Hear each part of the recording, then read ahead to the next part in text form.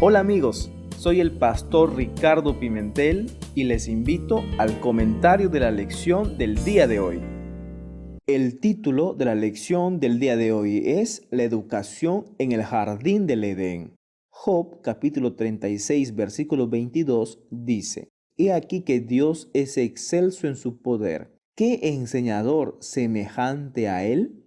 Hoy en día, la educación se ha visto afectada por el COVID-19. No es igual estudiar a través de alguna plataforma virtual que presencialmente, ya que la relación entre alumno y maestro no se pudo desarrollar con normalidad. La educación en el Jardín del Edén tenía todos los implementos necesarios para una buena educación. Existían los alumnos que eran Adán y Eva, estaba el profesor que era Dios. La naturaleza era el libro de estudio y el jardín del Edén el aula. ¿Cuál fue el propósito de Dios en crear al hombre y ponerlo en el jardín del Edén? ¿Por qué sus hijos desaprobaron el examen de fidelidad? ¿Y cómo podríamos llegar a ser partícipes de la naturaleza divina? El propósito de Dios en crear al hombre y ponerlo en el jardín del Edén era cuidar y labrar el jardín.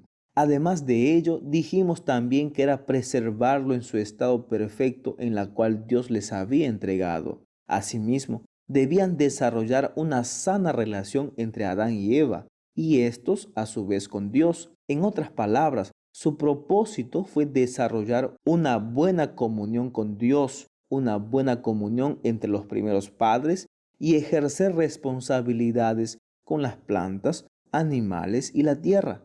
En cuanto al examen de fidelidad, al igual que Adán y Eva desaprobaron dicho examen porque desconfiaron de Dios y desobedecieron la orden antes dada. Esto es fácil decirlo o leerlo, pero aquí hay un trabajo muy especial. ¿Qué podríamos hacer hoy para que nuestros hijos no fracasen en la vida? Lo primero que debemos considerar es enseñar a nuestros hijos a obedecer antes que a razonar. Además, agregar la confianza, que nuestros hijos confíen en vuestros padres. Dejarles saber que todas las indicaciones dadas por papá y mamá jamás será para hacerles daño, sino que será lo mejor para ellos. Alguien podría preguntar, ¿qué hacer cuando el hijo no entiende por qué tiene que obedecer?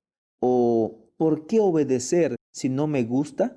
Entonces, en esos casos, el hijo sabrá que tiene que confiar en la indicación de papá a pesar que no le guste o a pesar que no entienda. En cierto sentido, eso es fe. Lo mismo pasa en la vida cristiana.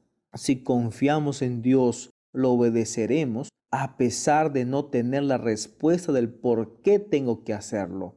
Finalmente, la educación en el jardín del Edén cambió por completo, ya que dejaron de ser perfectos por su desaprobación del examen de fidelidad. Ahora ellos fueron desterrados del jardín y pasaron a vivir en un mundo lleno de pecado y de maldad. El pecado hizo separación entre Dios y el hombre. Antes, el propósito del hombre en el jardín era cuidarlo y desarrollar la comunión con Dios, permanecer fieles a Dios. Ahora, después de la caída, todo cambió. Todo se tornó hostil. La única forma de llegar a ser partícipes de la naturaleza divina era mediante la redención en Cristo. Ahora el propósito cambió. Ahora era la redención del hombre. Y este es el objetivo de la educación cristiana, redimir al ser humano. Dios restauró al ser humano, es decir, lo sacó del estado caído a un estado mejor. Dios quiere que el ser humano crezca, se desarrolle, se produzcan el fruto del Espíritu Santo en su vida. Y todos los componentes del fruto lo llevarán a ser más semejante a Dios y de esta forma a ser partícipes de la naturaleza divina. ¿Sabes? Hoy en día aún seguimos pendientes de la aprobación del examen final de nuestras vidas. Hay una serie de eslabones que nos llevarán a ser partícipes de la naturaleza divina. Confía en Dios y aprende a obedecerlo en todo momento. Y aun cuando no entiendas las indicaciones de Dios, sé fiel a Él. Que Dios te bendiga y tengas un excelente día.